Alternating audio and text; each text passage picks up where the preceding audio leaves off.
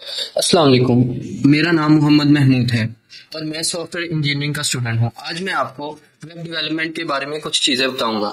जैसे कि सबसे पहले इसकी हिस्ट्री के बारे में देखते हैं।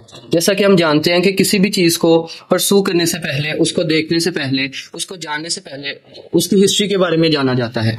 जैसा कि आप जानते हैं कि आज से कुछ देर पहले कुछ 10 इयर्स पीछे अगर हम जाते हैं तो हमारे पास जो वेब डेवलपमेंट थी वो सिंपली हमारे पास न्यूज़पेपर्स की फॉर्म में थी।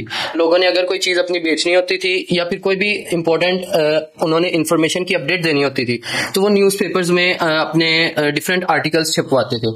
फिर उससे हमारी जो जनरेशन है उसने थोड़ी सी डेवलपमेंट की और हम उससे आए एक स्टैटिक वेबसाइट के फॉर्म में, जिससे क्या होता था कि आप पूरा का पूरा अपना जो था हमारे पास न्यूज़पेपर, उसको हम एक ऑनलाइन एरिया में, एक एनवायरनमेंट में हम अपलोड कर देते थे और लोगों को जो भी इंफॉर्मेशन देखनी होती थी वो एज अ न्यूज़पेपर ही उसको लेते थे।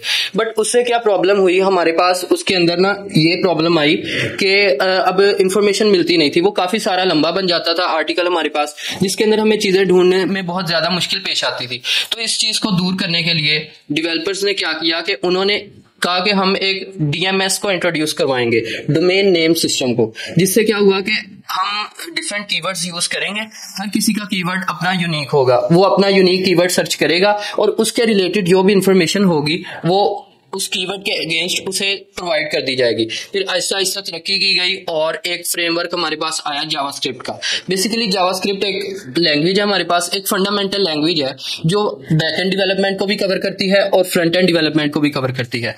उसके बाद जावास्क्रिप्ट पर थोड़ा सा काम किया गया क्योंकि वो स्लो थी, तो उस पर काम करते करते करते करते हमारे पास एक और लाइब्रेरी आई जावास्क्रिप्ट की, जिसका नाम था रिएक्ट जेएस।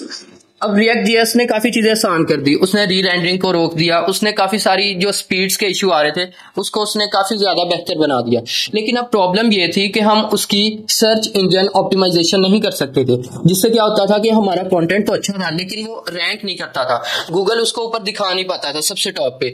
तो क्या होता था कि जो वैल्यूएबल चीजें थी वो नीचे चली जाती थी और उसके मुकाबले में जैसे वर्डप्रेस है, वर्डप्रेस से बनी हुई कोई आम सा मटेरियल भी वो टॉप रैंक कर जाता था क्योंकि उसकी सर्च इंजन ऑप्टिमाइजेशन पॉसिबल थी। अब इस चीज को दूर करने के लिए थोड़ी सी और स्टडी की गई, थोड़ा सा वर्क किया गया और रिएक्ट जेएस का आगे एक फ्रेमवर्क लाया गया जिसका नाम है नेक्स्ट जेएस। अब नेक्स्ट जेएस के साथ हमने कहा कि पहले क्या होता था कि रिएक्ट जेएस चलती थी और साथ हमें एक डेटाबेस की कोई लैंग्वेज करनी पड़ती थी जैसे कि पीएचपी वगैरह। तो रिएक्ट जेएस में हमने क्या कहा कि अब ये तो इश्यू हो जाता था कि हमें फ्रंट एंड डेवलपर हायर करने पड़ते थे और बैक एंड डेवलपर हायर करने पड़ते थे।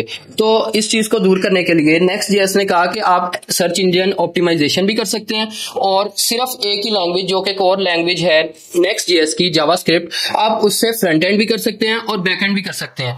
जैसा कि हम देखते हैं कि नोड जेएस को यूज करके हम बैक एंड कर सकते हैं और फ्रंट एंड कर सकते हैं नेक्स्ट जेएस में जावास्क्रिप्ट को यूज करके। That's it.